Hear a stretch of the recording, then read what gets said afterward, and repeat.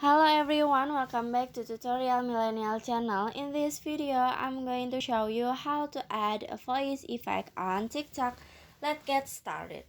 First, if you wanna add a voice effect on a TikTok, at the edit menu on TikTok, you just click on the voice effect in here, and then this is the Tutorial original Millennial audio. channel, so don't forget to watch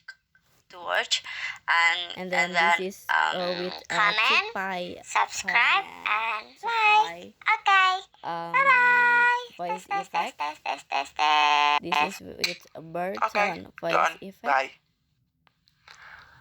Hello guys. This is the tutorial how to add a voice effect on TikTok from Tutorial Millennial channel. So don't forget to watch and comment, subscribe, and like. And Okay. after this, if you don't choose the voice effect, you just go back Okay. Done. and Bye. finish.